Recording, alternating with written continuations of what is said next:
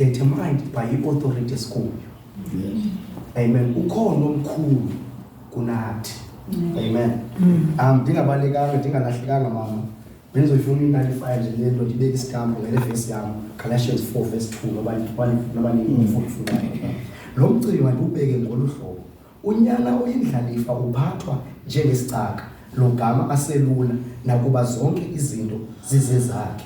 2 uyagcinwa alungiselelwe yonke imicimbi yakhe kude kufike ixesha elimiswe nguyise. Amen. Ndifuna nje cacisana ngalento ye-authority and position. Le yindlalifa and le ndlalifa nawe la kuthiwa ingumntana, but le ndlalifa ine-position yophatha yonke into tata elapha. Le position yayo njengoba yona iyindlalifa inesihlalo, masiyeke imeko yabapha isevumntwana, but yona i-position yokuphatha. But even if inamandla okuphatha ibekwe ngumuntu ekuphatheni, so amandla esihlalo sayo adipende kwigunya enikwe uba ihlale kwesisihlalo. So ayihlali kwesisihlalo kungayibikho i-authority evumayo uba ihlale kwesisihlalo. Yes.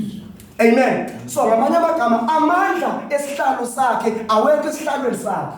Amandla esihlalo sakhe adipende kwigunya isihlalo sakhe esikuso. Yes. So noba yena ngaphuma nesihlalo sakhe, if he leaves the authority, i-position yakhe ayinamandla. Amandla position yakhe adipende kwigunya. Amen. No. Usuku nyana omncinci tata. Uya kutata. Uthi tata ndinike isabelo sami. Ithi iBhayibheli wabahlukanisela utata bobabili. Wabona namandla ngeposition yakhe. Waphuma under the authority. Ngoba ebona amandla esihlalo sakhe. Ukuba ngesihlalo sakhe ufumene into ezithile. And then what decide ukuphuma endlini. Xa phuma ithi iBhayibheli wayichitha ngokonakala. Because of amandla esihlalo esikuso adipenda kwigunya esikhulu. If we leave the authority, then i-position yethu noba si-position enjani, but without authority, i-position yethu ayinamandla. Amandla e-position yethu adipende kwigunya esikhulu. Oh yes. Amen. Amen. Ndifuna ukuxakisa again lento. I-position ungazakheli kakhulu isihlalweni sakho. Ngoba isihlalo sakho sibalekile, but kwi-position okuyo nginga authority okuyo.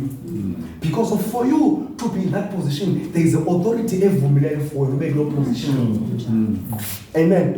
And I realized uThixo akasebenzi ngezihlalo, akakushaya isihlalo sakhe amke. Samuel uzomlade kubenini uSawuli. Zalisa uphondo ndiyogcoba inkosi entsha. Njani khona enye? Ingekafe uthi uyokushaya nesihlalo aqale ngomnye umuntu ngoba God works through authority, not position. Yes. Ungazakheli position yakho kakhulu, sebenza ngegunya. Because of thina we are authorized.